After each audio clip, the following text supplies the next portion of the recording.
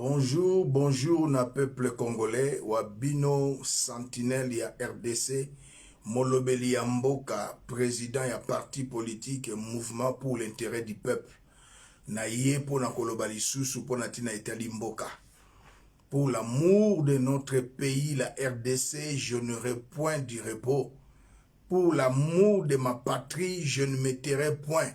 Yebisande konayo, molobeli ya mboka ye wana ye, na ye ko recadrer Tshilombo po na ba propos na ye insensé, po na ba propos na ye irréfléchi, po na ba propos na ye irresponsable oya tenir na communauté congolaise na Côte d'Ivoire. Nous avons un président nommé Oto Bengi na lopoto plaintif. Azalaka kaka ko se plaindre mikolo nyonso.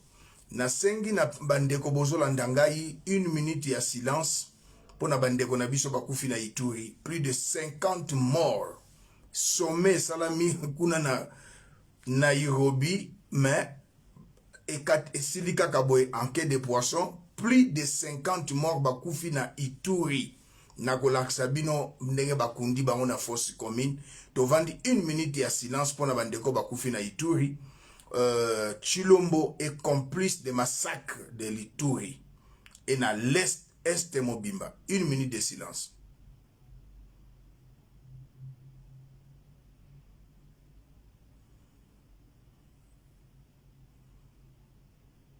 Merci beaucoup na peuple congolais. Tshilombo, champion en tourisme imbécile. Bomoni ya kende Katanga akei na mboko tobengi Zambi. Azongi Kinshasa ye wana akei na Sud Soudan. Sud Soudan ye wana na Côte d'Ivoire. Azongi Kinshasa lobi lisusu akokende. Pona nini voyage nyonso azana 2,500,000 $ ya frais d'émission. Donc motomoko vanda kate atala ndenge a échoué à salaka yangote. Mais c'est vraiment regrettable. Tshilombo a tenu de propos insensés, irréfléchis, irresponsables devant la communauté congolaise d'Abidjan à Côte d'Ivoire. Azoloba na lantolanda yango, insécurité à l'est, notre armée et la police y sont pour quelque chose. Ndeko nazoloba na conséquence de cause. Na sala na DEMIAP, détection militaire des activités anti-patrie. Na sala na DEMIAP tant afdel la Côte 2 ans après na se retiré pour na monaki mboka ezalaki occupé na bapaya. Na zoloba likambo naza na matière. Na sala na DEMIAP. Na armée balobaka, il n'y a pas de mauvaises troupes, il y a des mauvais chefs. Tshilombo, tu es le commandant suprême ya FARDC. 3 ans et demi, c'est aujourd'hui que tu viens dire au peuple congolais insécurité à l'est, notre armée et la police y sont pour quelque chose. Mais non, aux alliés responsables et à massacre à est. Si tu savais que notre armée et la police est responsable de quelque chose, pourquoi tu as décrété l'état de droit? L'état d'urgence plutôt. Pourquoi tu as décrété l'état d'urgence? Na armée, na police, balobaka, il n'y a pas de mauvaises troupes, mais il y a de mauvais chefs. Qui est le commandant suprême ya FARDC? Ezali yo. Les responsables ya makambezo lekana est, ezali yo. Ezali yo Tshilombo. Ozali immature en politique. Ozo ke noko finga FARDC. Bande kwa FARDC na ebisaki bino nini? Bokanga Tshilombo. Bosala lokola na mboko tobengi na Burkina Faso. Ozoloba makambo ya bosoto Tshilombo. Okuta chef d'état-major général Joseph Atikelayo. Olongola ye te. Okuta général Amisi, surnommé Tango Fort. Ba-américain bapesa ibazo lukisa ye. Azana liste noire ba-américain Tango Fort. Okesus onome ye. Kakayo Tshilombo, quand tu parles de l'armée et de la police, Général Obed, Azalaki commandant la région militaire Natangwa Joseph Kabila, il y a des régions, il y a Grand Kasaï. Yo yé ozui yé onomé yé. Je parle en conséquence des causes. Ozui général Obed, Rwandais tout de naissance. Abotamana Rwanda. Ozui général Obed, Rwandais. On nommé yé chef d'état-major, il y a FARDC en charge des opérations. Yebisangaï. Osuki wanate. Ozui sikoyo, c'est mec qui a Denise. Le ministre de la Défense, il y a RDC. Gilbert Rukemba, Rwandais touti. Oche ministre, il y a Défense. Mais le lot, tu te plains, aux Zoloba, insécurité à l'Est, notre armée et la police, ils sont pour quelque chose. Mais non, c'est toi les responsables. Il n'y a pas de mauvaises troupes, il y a de mauvais chefs. Bazo Gangana Kisasa partout, commandant suprême Ezalio.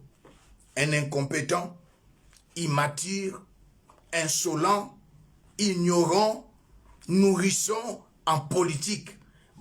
Oyebi et l'autre côté, Bandeko ya FARDC, vous êtes insultés par Chilombo.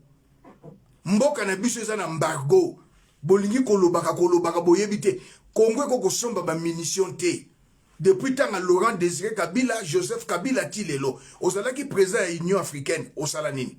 Na 3 ans et demi, démarche nini yo sali po mboke bima na embargo. Ba vaillant soldat, ba vaillant militaire ya mboka na biso. Baza ko kanga ba Rwandais touti. Soki ba beleli olobakelo côté. Na tango président Joseph Kabila tolobaki, bato bakufi, Congolais Salobaki ezana mutu à Joseph. Mais lelo, 3 ans et demi, tous les Congolais au bazo kufa na Est, ezana mutu na yo. Ezali na mutu na yo. Il n'y a pas de mauvaises troupes, il y a de mauvais chefs.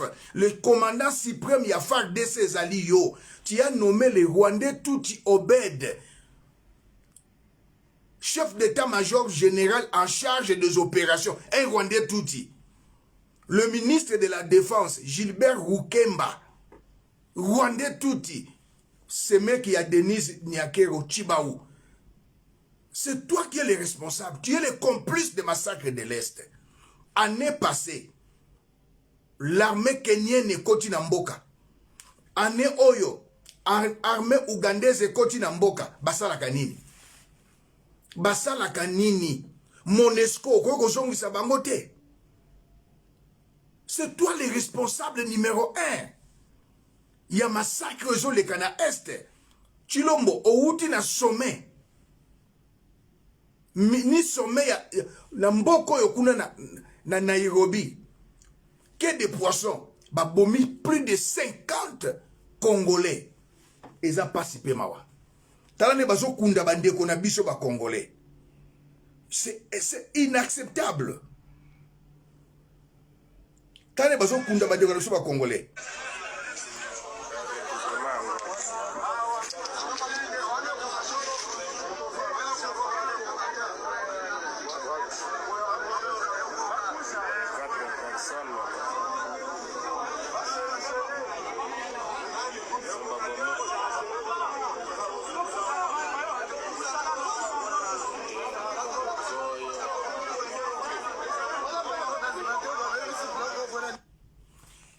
Chilombo Ozali porte malheur pour la RDC. IDPS porte malheur pour la RDC. Aussi, Osuki Wanate. Oye lisusu na enseignant. Ate. Na mona un président nommé débile, pyromane à Boyete. Depuis 60. Le président le plus idiot na RDC. Ezali yo Chilombo. Chilombo, makambuza ko sala na mboka ezali pasi pe mawa. Otoko iko tikela yo tante. Olobi enseignement na mboka na biso ezali faible. Mais Chilombo, tika na ebisa yo. Osuka na 4e année secondaire na collège Boboto na Gombe. Ozwa bac te otobengi examen d'état. Ok na poto osala betidi te okosi. Ozala diplôme ya ICC, Institut de carrière commerciale. option oyo pesaki ezalakate lokuta. Un président sans diplôme d'état, un président sans la bêtise universitaire. Mais pendant que la candidat président de la République, la condition est qu'il faut un diplôme d'état, un licencié ou gradué. Oza na moté. Tokei, moi na yo fani, ya liboso ya mwasi, azana diplôme ya bac te, diplôme d'état. Moi na yo mobali, azana diplôme d'état te. Tous tes enfants, moi na mon côté azana diplôme d'état, mais aujourd'hui nous finga ba professeur. Non, ba professeur baza mal payé, mais bazali sous-payé. Les enseignants au Congo, baza sous-payés. Nous avons de très bons enseignants. Ils sont sous-payés. Au Lobaki en avril, 30%. Na main, 45%. Benseignant ba benginga balobi, molobeli ya mboka, sentinelle ya mboka, tozu misolote. Imaginez-vous, enseignant soit à $100. 30% c'est $130. Il a 4 enfants. A autant ça bango lolenge kani avec $130. Oh zoko betaka tolo. Soldat zo $80. Il a 2 enfants. A autant ça bango lolenge kani. Au sommet de l'État, nous avons un président nommé débile. Au sommet de l'État, nous avons un président nommé inconscient, ignorant, insouciant, insolent, irresponsable à la tête de la RDC. Aucun de ko finga benseignant. Oloba armée na police baza responsable. Non, il n'y a pas de mauvaises troupes. Baloba kango na armée na sala na demiap, mais il n'y a que de mauvais chefs. Le commandant suprême de la FARDC Ezalio, un inconscient, un ignorant, un insouciant, nourrisson en politique. Et tu viens inciter le militaire. O bazo bunda pona ko battre la mboka. O bazo kengela yo. Ozo finga bango. Mais basoda na lobela kabino tango iso. Tangu zifweni. Djiba dia kukumbana. Tangu ekoki. Sai inenea. Bo kangaye. Bo longola ye ne bonga oye a mérité te. Bo kangaye bo longola ye ne bonga oyo a mérité te. Na pesi longoni na Denis Kadima. Le nouveau président Seni. À l'Obi, en 2023, il n'y aura pas de députés nommés. Cela signifie en 2018, les députés au Bazali Kuna na Parlement, ils étaient nommés. Les députés provinciaux nommés. Les gouverneurs nommés. Il y a la corruption au sommet de l'État. Le chef de la corruption en RDC, c'est Chilombo. Le champion en tourisme imbécile, c'est Chilombo. L'empereur du tribalisme.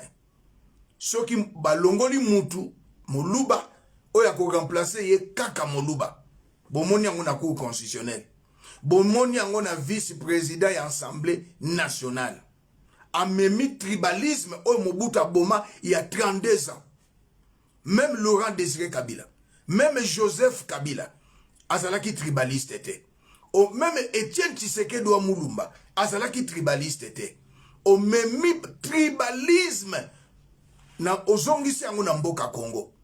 O silicité ya Misato lobi batwana bazalaki bandoki. Joseph Kabila oya commission président. Joseph Kabila oya sali ete lioza la nommé président. Bazotia bango balinginga na travailler te. Un président en exercice, président sortant empêché de travailler te. Bozana miso bozo monate matoi bozo yokate. Chilombo n'a pas été élu. Chilombo a été nommé. Joseph Kabila likambonini na ye. Olobaki bokabwani na FCC. Mais aucun à Côte d'Ivoire, non, bandoki. Ozako finga moto ya pesio e bonga. Ingratitude. Alingi lettre imakasi. Ingrat ye. Idiot ye. Insolent ye. Immature ye. Incompétent ye. Insouciant ye. Impoli ye. Chilombo. Peuple congolais. di badia kukumbana. Sayi inenea. Tango ekoki. Tango zifweni. Soldat telema ba fingi bandeko na yo. Oza na Kinshasa telema. Kanga Chilombo. Toleka lokola na Burkina Faso. Tosi kolamboka. Un peuple se libère. Ngala kovanda kimiate. Oh, bozo komelanga. Ndekono muluba. Ndekono muluba. Mais moi, je suis nationaliste. La parole de Dieu déclare qu'il n'y a pas de communion entre les ténèbres et la lumière. Lui, il est dans les ténèbres. Moi, je suis la lumière. Il n'est pas la lumière. Jésus a dit, vous êtes la lumière du monde. La corruption, c'est les ténèbres. L'impunité, c'est les ténèbres. L'injustice, c'est les ténèbres. Insulter nos vaillants militaires qui sont au front. Ba propos na yo leki oyo leki nanga pero luara alobaki. Ba propos insensés à la tête du pays. Un débile, un pyromane, pompier. Bovandi botiki bino ba soda bovandi. Un peuple se libère. Soldats, militaires, policiers. Bossi kolamboka. On vous insulte par Chilombo. Les enseignants, tu n'as même pas un diplôme d'état. Mais on finga ba enseignant. Ba bazali ba licencié, ba docteur en droit, ba docteur en économie. Ozo finga ba toi tu n'as pas un diplôme d'état. Avec un fausseur, avec un diplôme, il y a ICC, Institut de carrière commerciale, na Bruxelles, avenue de la Fontaine, numéro 1. Autant un peu Kounate, un fausseur à la tête du pays, sans diplôme. Ta fille est née sans diplôme, Fanny. L'autre est là. Les garçons sans diplôme. Ozoko finga ba intellectuel. Ba homme de science. Tu as un langage vulgaire. Un président, le premier président de Congo a un langage vulgaire. Et ça lui Chilombo. Un président a un langage diplomatique. A un langage politique. Yo langage à bateau ba vani na ba CNZT. Oba na ko finga pe na pays étranger. Ozangi kosma loba ya kolobelaka communauté congolaise na Côte d'Ivoire. Okendaki na Côte d'Ivoire pour kutana na communauté congolaise. Pour oba na koko tango nyonso ko finga ka Joseph Kabila oya pesi au pouvoir. Sans Joseph Kabila, sans le président Kagame, okoy kozala président na mboka na biso te. Olongoli président cour constitutionnel pour penser qu'il y a une injonction à Kanga Matata Mponyo ya tangi droit Olongoli a peu Kadima Denis Kadima à lobby na 2023 il n'y aura pas de députés nommés comme en 2018. Les élections présidentielles n'a pas élection y a pas député Salamaka Mokolo Moko. Tu as été nommé. Les députés nationaux nommés, les députés provinciaux nommés, tous les gouverneurs nommés. Mais ce que tu oublies, le président Joseph Kabila, en 2018, Azalaki n'a pas gouverneur, Azalaki n'a pas député, majoritaire dans le Parlement, dans le Sénat, police, armée, service à renseignement, Azalaki aye. Président Seni, Yemoutachiaki, président Cour suprême, Cour constitutionnelle, Yemoutachiaki. Mais ma ponami, si c'est bon, on a qui neuf. C'est honteux. Ceux qui soutiennent Chilombo, vous avez un problème à Moutou. Vous avez un problème à Moutou. Tout pouvoir vient de Dieu. Vous avez la Bible malamouté. Jésus a gêné 40 jours, 40 nuits. Après cela, Satan est venu tenter Jésus. A même mis Ngomba. Satan a ébissi Jésus. Soko fuka melinga. Nako pesa yo kibo konzinyo soyo. Et pesa melakinga. Je le donne à qui je vais. Qu'est-ce que cela signifie? Satan aussi donne le pouvoir. Qu'on ne vous trompe pas. Satan aussi donne le pouvoir. Quand vous dites que tout pouvoir vient de Dieu, dans la révélation prophétique, il y a tout avec exception et tout sans exception. Dieu donne le pouvoir à ses enfants, mais il ne donne pas aux rebelles. Mais non. Vous interprétez mal les Écritures. Les pasteurs, les serviteurs de Dieu mal affermis, ignorants, vous interprétez mal les Écritures. Le pouvoir de Chilombo ne vient pas de Dieu. Si le pouvoir de Chilombo venait de Dieu, le jour qu'il a prêté serment, Il a parlé en langue satanique, diabolique. Rabba berebi kaporota saporobo kaparakapundu. Ça c'est quelle langue? Il a prêté serment vers quelle langue? Sacrifier le pays. Moi je le délivre par la puissance du sang de l'agneau. Je le délivre par la puissance du Saint-Esprit. Le Congo est délivré. Bientôt tu tomberas. Je le déclare et décrète au nom de Jésus. Botel mama pinga, ba fingi bino. Ba homme de science, ba fingi ba professeur. Bo foutaka ba professeur combien? Ba enseignant à l'école primaire et ba secondaire, bozo ba $80. 30% pour ça, il a nini. Budget et matin à 10 milliards. Quand on a papier. Social, peuple a senti que budget comme il a 10 milliards. Peuple a senti en peuple a senti que budget comme il a 10 milliards. Mbongo nyonso zoko zwango. Na mama na yo, na Christian, bozo piye kuna na Tanganyika, bozo piye kuna na Lualaba. Tolobate. Mais non, que je sois Moulouba, mais je suis nationaliste. Trop, c'est trop. Aozongi Kinshasa te Chilombo. Bientôt, tu vas encore voyager. À cause de 2 millions de dollars, il y a des frais à mission. Mais non. Tika. Moi, nanayo aliboso bota ya mwasi. Fanny, aza desisité. Anthony, aza desisité. Yomoko, desisité. Comment tu t'es retrouvé président? Tu n'as pas un diplôme d'État, mais tu insultes les licenciés, les docteurs en droit. Bamsou Bazali, ba bidoc. Faut comprendre, Bamsou bidoc, azana 2 doctorats. Bamsou Bazali, ba tridoc. Bazana 3 doctorats. Trop, c'est trop. Un président nommé débile, un président nommé pyromane, et vous insultez les militaires. Joseph Kabila Zali, Bandat 60 Tilelo, le président le plus idiot, c'est Chilombo. Joseph Kabila Lekio Namayele. Joseph Kabila Zali sage. Joseph Kabila Azali stratège. Joseph Kabila Lekio Namayele. Le silence c'est une arme. Le silence c'est un langage. Bilobela Mwanza. Bilobela Mwanza. Nalobaki na yo tika kolia mbwa. Oza koyokate. Bientôt okobimisa bo soto ya Denise en public. Ndengo ya peuple ozo bimisa. Ba soldat obimisi yango. Obimisi ya bansenya. Olobi okoseli pepper dena FCC makambo. Mukolo musoko bakake Denise oyo prophète King Elisa Lobakeza ya solo. C'est une femme fontaine. Elle est en train de suer les lits. Oui, Denise, je vous dis la vérité, peuple congolais, il sort avec ce petit Didier Boudimbo, ministre de hydrocarbures. Et tu as réserve à la kate. Tu n'as pas de langue, tu n'as un langage vulgaire. Présence dans le langage vulgaire. C'est honteux d'avoir un président comme Chilombo. Namboka lokola Congo. Peuple congolais totelema. Peuple congolais totelema. Talandenge batwa IDPS babaye yo ba combattant. Natikala komona ngote depuis 60.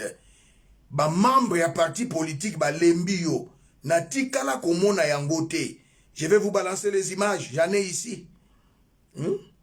Dioka, le niveau de notre enseignement est encore très bas. Les enseignants eux-mêmes n'ont pas de niveau. C'est toi qui n'as pas de niveau. Niveau intellectuel, mes amis. 4e secondaire, au Soukawana. Il faut encore améliorer les niveaux. Ils n'ont pas la matière. C'est toi qui n'as pas la matière. Na 3 ans et demi. Au salini ni pona ba soldat. Au salini ni pona ba enseignement na biso. Et tu commences à insulter. Et tu insultes les enseignants. Tu insultes les militaires. Et tu insultes Joseph Kabila. Oh, il a appelé ça au pouvoir. Joseph Kabila, président Joseph Omoni Mouto, ça qui pouvoir. Il ne fallait pas. Il ne fallait pas. Ba belge ba loba yango ba belge. Ba belge ba loba yango. Tolanda bandeko ya IDPS ba combattant IDPS ba baye Chilombo. Papa, et un message dans notre pour adresser na ba combattant ya IDPS, biso ba combattant ya IDPS. Na lingi boye ba lelo ne tozaka ba combattant ya IDPS to défendra Fachité. To défendra même pas Tshisekedi le père. Mais to défendaka o ezalaki ba idée na bango ya malamu bazalaka nango. Soki tolandaka bango ezalaka te tolandaka na ba beauté na ba bango tolandaka bambongo na bango te mais tomonaka ke bazalaka na bamakanisi ya malamu mais lelo ndenge toza boye nous avons voté na kati ya mboka oyo tovote président Faci surnommé Yana Peuple, Faci Béton. Moi je commence à regretter Béton comme il est à niveau à Kokoma Limbondo. Béton, à comme il est à Limbondo. Banda Oya, président de Bussa IDPS, président Oabimina IDPS, Banda Oya na Mboka Oyo. Kozali presque 3 ans na ebite soke kokisoki pe linge koka. Yo moko tuna. Peuple congolais, tout le monde combattant. Moi je parle de peuple congolais. Parce que nous sommes sous-combattants. Les combattants qui sont les combattants numéro 1, combattant suprême, il y a IDPS, président de la République, Faci Béton.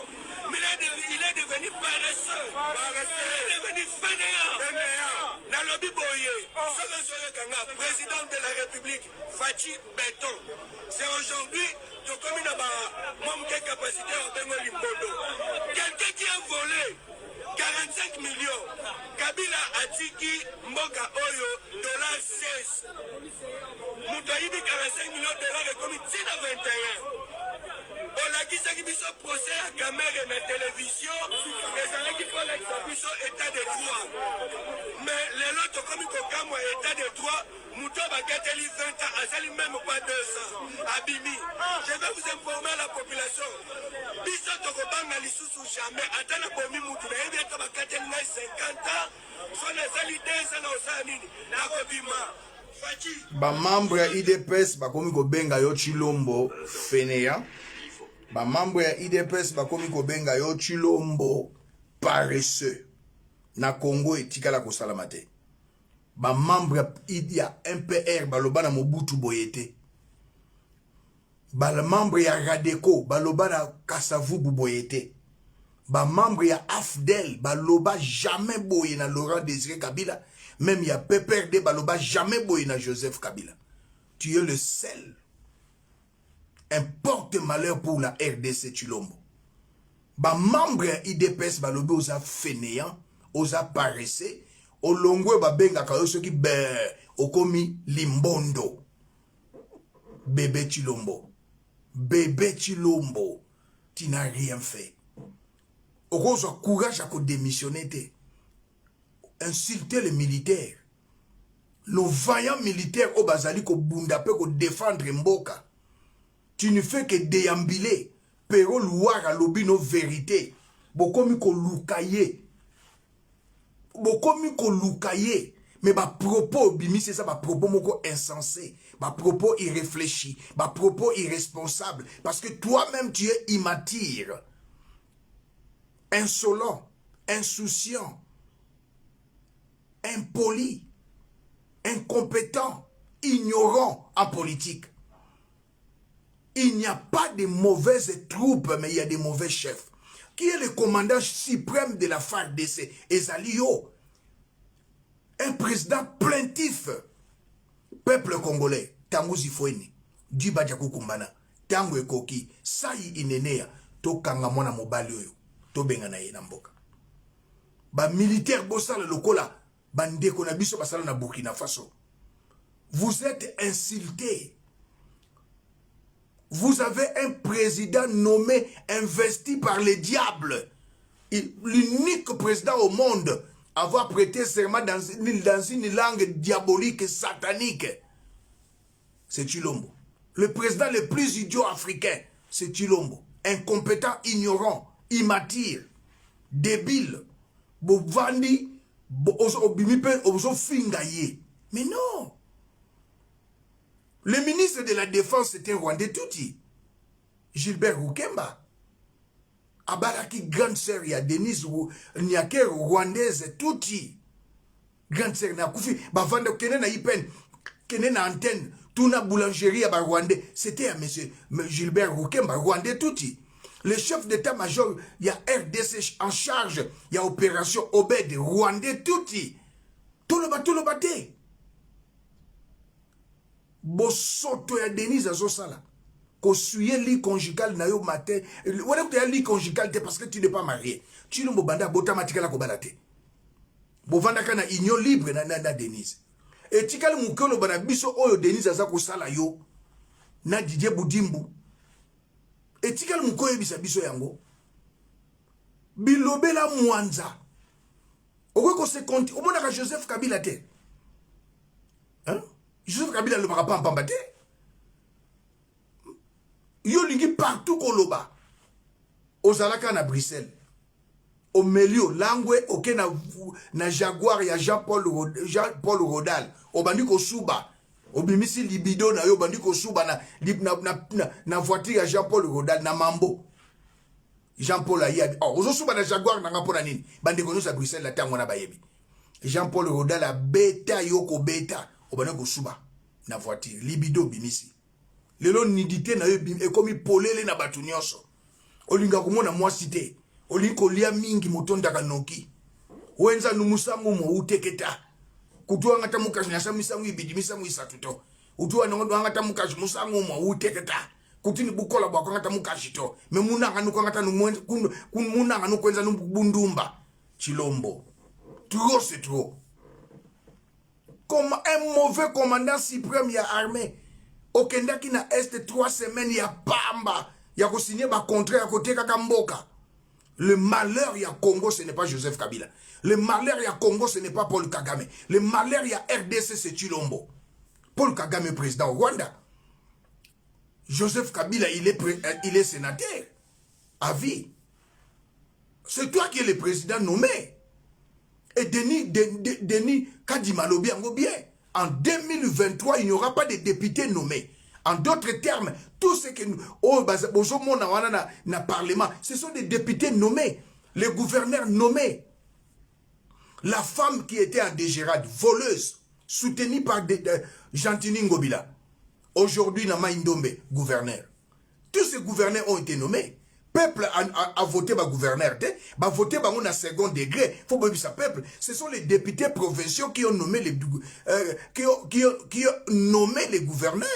Ils n'ont pas été élus. Chilombo n'a jamais été élu. Les députés n'ont jamais été élus. Ils étaient nommés provinciaux ainsi que nationaux, ainsi que le gouverneur. Non. Olongoli président cour constitutionnel, oche muluba mususu. Kaka baluba na baluba. Non, paye zali ya muluba, mukongo, mungala peshwa ili. Je t'ai donné une prophétie. Dans le Daniel chapitre 5 verset 25 à 28, comptez, peser et diviser. Nazo mono na 2028, 23 te. Na mona kayote, na mona kona 2023 te. Oh, bazo soutenir yo mitou. Bazo na problème ya moutou. On ne peut pas soutenir un débile. On ne peut pas soutenir un pyromane, ni un inconscient, un insouciant, un impoli. Non, trop c'est trop. Nous devons nous lever et libérer ces pays entre les mains des bébés Chilombo. Nourrissons en politique. Levons-nous comme un seul homme. Attrapez moi na mobali oyo. Ton père Etienne Tshisekedi Mulumba. La maison de Pétinias. Abotola yango ngazalaki président du conseil d'administration ya Air Zaïre.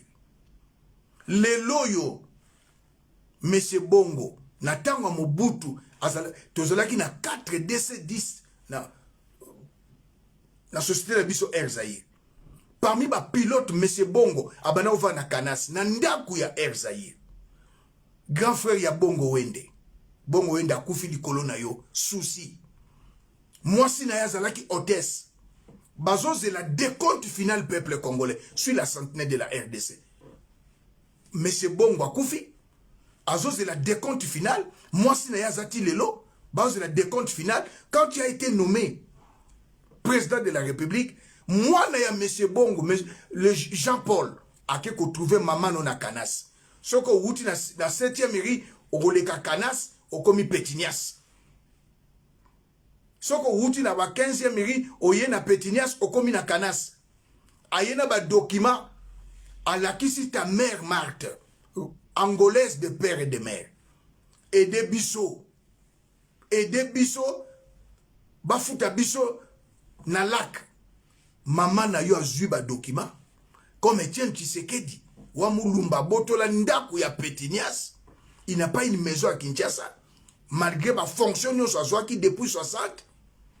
Vice-ministre, il y a justice. Commissaire, collège, il y a commissaire généraux. Azanga ndaku. Ndaku ya Gombe, sur boulevard. Ezalaki bibliothèque, il y a ENDA, École nationale d'administration, des droits et administration. Il était recteur. Vous dites qu'il est premier docteur en droit, sans ouvrage. Et tiens, tu sais comment livrer né. Premier docteur en droit, entre parenthèses, à comment livre nini. Ouvrage nini, tiens, tu sais d'article libiso. Les paroles s'envolent.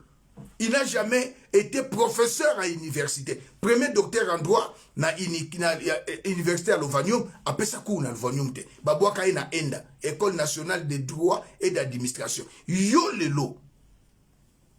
Maman na ya zuba document apesio. Peuple congolais, bokene na veni Canas. Botu na bana limete wapindaku ya pilote bongo ya na Air Zaïre et commis deuxième siège à IDPS. Pétinias, Canas, ba dekerpir bango, ba bimisi bango, ba bengani bango, na ba JR Marthe, maman ya Chilombo, qui n'est pas congolaise, angolaise de père et de mère. Nengi mobali ya botola kindaku ya Air Zaïre. Oya ti akufi na Pétinias, mobali akufi, moino Jean-Paul Bongo, papa ne pilote akufa, maman na ye hôtesse, c'est la décompte final, société aérienne congolaise lobby, tote kabandaku, tope sabino ba décompte final, yo maman ya Félix Marthe, otini ba JR, ba bengani batu na veni Canas. Et comme siège à IDPS. Voilà un parti maudit. Un parti porte-malheur de la RDC. Marthe porte malheur ya RDC. Chilombo porte malheur ya RDC. Botala babiloko ya boye. Botala babiloko ya boye. Bokende na veni Canas. Botuna wapindaku ya pilote bongo na tanga Mobutu. Babimisa bango. Et comme siège ya IDPS ya mibale. Tshisekedi n'a pas une maison à Kinshasa. 3 fois premier ministre, ambassadeur na Maroc, na 60, na 6 universités, azalaki vice-commissaire général. C'est-à-dire qui? Vice-ministre, il y a justice. Le ministre de justice, azalaki Marcel Yaou. Malgré ma poste à lui, Etienne Tshisekedi a participé à la mort. Il y a Patrice Emery Lumumba, le père de l'indépendance. Etienne Tshisekedi, ministre de l'Intérieur, Baboma Bakimba, Baboma Babamba, avant la mort, Batoboli Bangu Misu, Ndenge Mukamba Diakadi Atanzemba, Atobola Misu, il y a Patrice Emery Lumumba. La nouvelle génération Sengeli Boye Bayango. Etienne Tshisekedi Wamulumba n'est pas le père de la démocratie. Il a participé à la mort. Il y a papa, il y a indépendance. Patrice Emery Lumumba. Na 65, 66, ministre de l'Intérieur. Babomi Bakisika Bomona resta des martyrs. 4 personnes. Batoboli Bango Musa Fabakufa. Nek Batobolaka. Patrice Emery Lumumba. Il était ministre de l'Intérieur. Si aujourd'hui vous dites que l'ancien, le défunt Kyungu Abenga Nakabaluba Nakasai, le président était qui? Je pose la question, le président était qui? Mobutu. Alors, Yépé a intoxiqué, a influencé Mobutu. Baboma Bab, martyr de l'indépendance. C'était Etienne Tshisekedi. Il est mort avec les sangs. Les sangs des Congolais. Yopé Moinoye avec les sangs. Les 50 personnes là qui sont morts, le peuple, la biso ma koufi na Ituri, on a 50, makila na bangoza na maboko à Chilombo. S'il y a insécurité, c'est la police. Non, il n'y a pas de mauvaises troupes d'armée, mais il y a des mauvais chefs. C'est toi le commandant suprême de l'armée. Un incompétent, ignorant. C'est regrettable. C'est regrettable. Avoir une mère inconsciente, ta maman est inconsciente. moi na quartier yelié ba document mama ki abotoli lopango lokola mobala botola ki lopango siko yingo bata Congo o bana ko teka yango non. Mobutu a fait 32 ans et est parti. Chaque chose a un début, chaque chose a une fin. Aujourd'hui, ceux qui le faou là-bas à postuler, ceux qui peut le moi mboka Moïse Katumbi Chapo à le bien postuler, ceux qui peut ndeko Matata Mponyo à le bien postuler, batiki yo na Joseph Kabila, peuple congolais repona Joseph Kabila. Peuple congolais repona Joseph Kabila. Attends, n'attends Joseph Kabila dollar et zalaki dans 160. Yo yé comme 21. Tout autour à Joseph et Zaki Bicolonioso. Francis Kalombe était avec Joseph. Moïse Katumbe était avec Joseph. Bouchard était avec Joseph. Mais Bazala qui Bicolonioso. Mais ya yo baluba na baluba pe batangate. Ba shekulaire. Yo moko shekulaire. Moi si na yo shekouleuse. Ba yé bisanga au sommet de l'état de voleur. Régime à voyou. Et le nouveau dictateur, c'est Tshilombo. Peuple congolais, un peuple se libère. Mes frères, il y a FARDC, Botele Mabokanga, ces voyous, qui vous a insulté, que vous êtes les responsables. Mais non, vous n'êtes pas responsables. C'est toi qui es le responsable, parce que tu es le commandant suprême. Il n'y a pas de mauvaises troupes, il y a de mauvais chefs. C'est ça ce qui se dit dans l'armée, même dans la police. Totele Matokanga Tshilombo. Tanguzi Foueni, Diba Diakukumbana, ça inenea, Tshilombo Ogolongwa, Yango nazo senga bandeko nanga ya Katanga, Bokutana Bosolola, Martin Fayulu, Lukande Konayo Jean-Pierre Bemba, Martin Fayulu, Lukande Konayo Moïse Katumbi, Martin Fayulu, to sangana na bloc patriotique pona Kolongola, Mobomi, criminel économique ya Tshilombo. To sangana comme un seul homme. Ce qui yo koutani na Joseph Bataliba bakolobate, IDPS akolobate. O koutani na président Kagame balobate. Mais na yeko informé yo. Nga kalate na koutani na Joseph. Na yo kabino Bataliba boloba. Kalate na koutani na président Kagame. Na yo kabino Bataliba boloba. Tshilombo a koutani na Joseph, il n'y a pas un problème. Tu appelles Joseph ton partenaire, c'est pas un problème. Tu appelles Kagame ton frère, il n'y a pas un problème. Si un autre Congolais sera au Rwanda pour rencontrer le président Kagame, et comme il problème. Ce qui Congolais a Koutanina Joseph Kabila, et comme il problème. N'a pas ça qui est au pouvoir. N'a pas ça qui est au pouvoir. Et si quand il y a côté, il y a côté Élysée. Nazolo bango na batu bazo landanga. Yo pose au pouvoir okutana Kagame, okutana kina Joseph Kabila. Ngana okutana président Joseph, ancien président Joseph, président sénateur, na okutana pena président Kagame. Le problème au Congo, c'est toi, c'est pas Kagame. Malheur à Congo, ce n'est pas Joseph Kabila, c'est toi. Un président inconscient, irresponsable, insouciant, bitambola tambola. Libido l'ernion sur Kakaboy. C'est pourquoi Denise n'est pas satisfaite. Denise n'est pas satisfaite. À cause de son appétit sexuel, à quel n'a pas Didier Boudimbu. Nakatar, à Luka qui nyoka longo, à l'obi c'est les passé. Personne n'a pas battu nyonso. Nyoka longo nguma, yon posé. Alobi batu nyonso nyoka lo abi Denise nyako abi banda botama mobali se nyoka longo oya zaiko azalaki makangu ne kimbuti azalaki makangu ne alobi nyoka longo infatigable kadi weo wenza no 2 minutes uteketa musangu kuto enza na shamisa mu ibitite baka jibonsu tu angata no musangu uteketa nyoka longo Denise Abeniko Luka nyoka longo soki maye.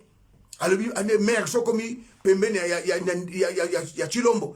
C'est le passé habité papa yo Zanguma, infatigable. Azako de ko se soulager pas ya petio yo Didier Boudimbu. Azoko n'est pas Hippotoums. Azoko n'est pas petio Elina auti ko bengise mikolo azana kisasa uti Londres. Ah parce que yo olingi ko vana na Denise te. Okotawa, obimawa, okotawa, obimawa. Libido no libanda na mutu nyonso. C'est pas possible. Ça, c'est quel genre? Il y a président nommé. Un débile, un pyromane. Nous devons nous lever comme un seul homme. Bas soldat bo kangaye. Bas soldat bo kangaye. A fingibino. Bas enseignant bo kota na grève. Joseph Kabila. Longola ye. Yom Tocha qui est président nommé. Longola ye. Kagame. Longola ye. Trop c'est trop. À mes frères Katangé Botelema comme un seul homme. Au Boyoka qui 1000 policiers, ce sont des militaires qui sont au Katanga. Le chef d'opération, c'est John Chibango, un colonel qui s'est autoproclamé général. Il est là pour vous traquer, vous tuer et tuer certains leaders. Je demande à tous les Katangais, beaucoup Tanabo, Solo, Labo, Tikaba Divergence, Jean-Pierre Bemba, Mela Mayapio, Joseph Kabila, c'est ton frère. Bob Mela Mayapio, Martin Fayoulou, Mela Mayapio, beaucoup Tanana Joseph, Boz à la bloc patriotique, total à ce qui a collégé en 2023. Qui dit que vous avez commis en 2023? Oyoki bano ndenge balobi. Bano ndenge balobi. Ata yibi, akosala kaka 2 jours batiki. Mouta yibi, na DGRK, nommé gouverneur. Na Maïndombe. Pourquoi vous savez qu'il y a élection? Il y a gouverneur Tena qui vit à Kinshasa. Ngobila, un criminel économique. Abomizando. À cause il y a moi dans mon ballon Fortina Bisselele.